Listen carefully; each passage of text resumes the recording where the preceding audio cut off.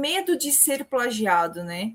Ou então de ter problemas, às vezes ter problemas legais com o seu livro. Problemas legais em que sentido? De ter que provar que o seu livro foi publicado antes do livro de outra pessoa, né? E para isso existe uma sigla de 4 letras que é o que separa o seu livro amador de um livro publicado de verdade, né? E tu quer contar um pouquinho para o pessoal quais são essas 4 letras que separam um livro amador de um livro de verdade, Jeff? É o famoso ISBN, né? International Serial Number Book, né? Ou o número, o código de barras do seu livro, né? E o que é esse tal do ISBN, Jefferson, que todo mundo fala e eu não entendo? Esse código do ISBN, ele vai fazer com que a sua obra esteja registrada, trazendo quem foi a equipe que trabalhou dentro do coisa, trazendo quem é o autor, da onde, quantas páginas que tem esse livro, qual o formato do livro, tamanho do livro, quais são os assuntos que permeiam a mensagem do seu livro, né? Para quê? Para que ele se torne único em mais de 170 países. O código ISBN é o seu RG ou o seu CPF do livro. Quando você registra ele se torna único em mais de 170 países, né?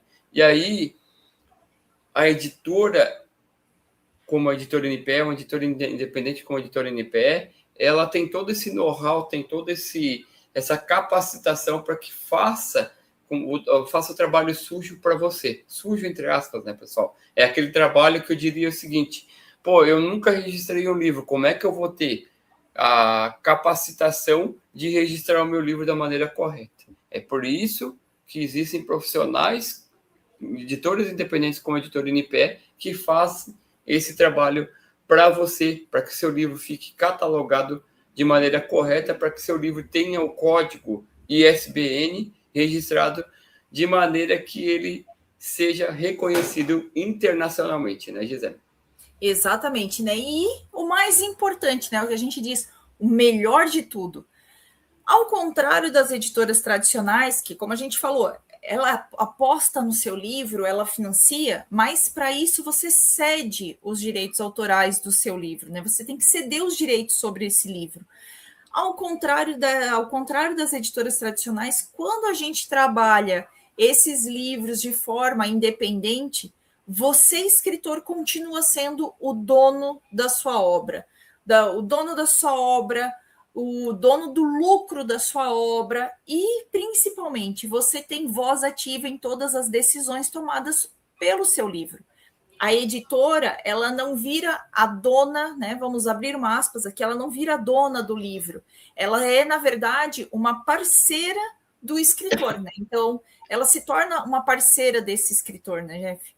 Exatamente, né? E aí, quando a gente fala dessa questão do ISBN, né, é muito importante, né? Mas, Gerson, eu posso ter um livro que não tenha ISBN ou ficha catalográfica, que é outro registro muito importante dentro do teu livro? Pode, se você vai fazer um livro para presentear pessoas da sua família que você não tenha o objetivo de comercializá-lo eles em livrarias. 2 registros são muito importantes aqui, que é o código ISBN, que a gente acabou de falar aqui. Ele é reconhecido em mais de 170 países, ele tem os dados da sua obra, nome, pessoas, a equipe técnica, a quantidade de páginas, o tamanho, o formato, uma série de informações que registram a sua obra e fazem com que você se torne dono dessa obra. Já deixa uma forma de registrar dizendo que você é dono daquela obra, né? E o que é a ficha catalográfica? A ficha catalográfica, como a própria palavra diz, é catalogar. E o que é catalogar? É fazer com que o teu livro ele esteja na estante de uma biblioteca municipal, que ele esteja lá na estante ou numa mesa na categoria correta.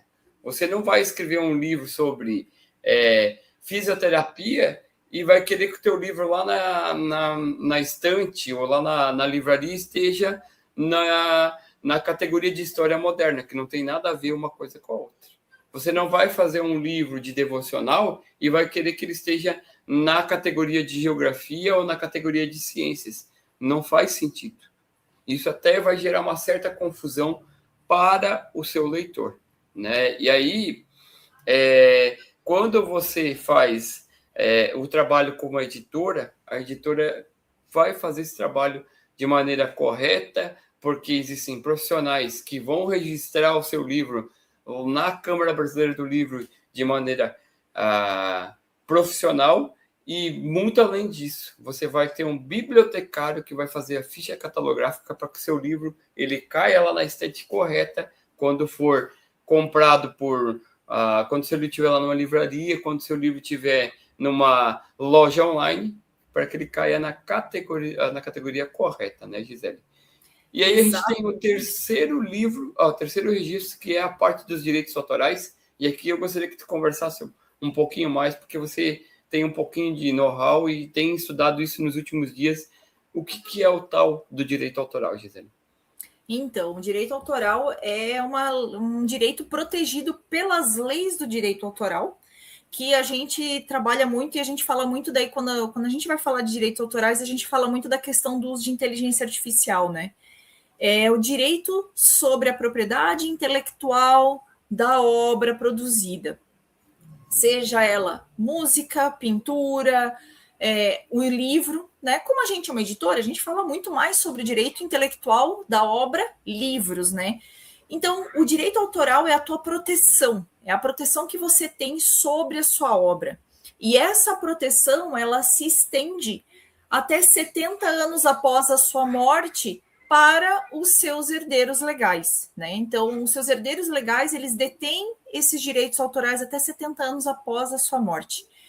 E aí, junto com o ISBN e a ficha catalográfica, ela é uma proteção para que você tenha realmente a posse da sua obra.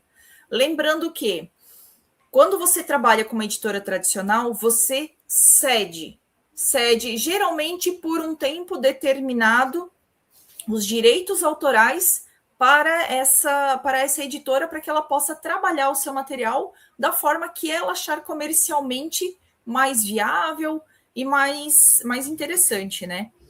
Mas aí, voltando para a questão que a gente estava falando do ISBN, o que é importante a gente saber?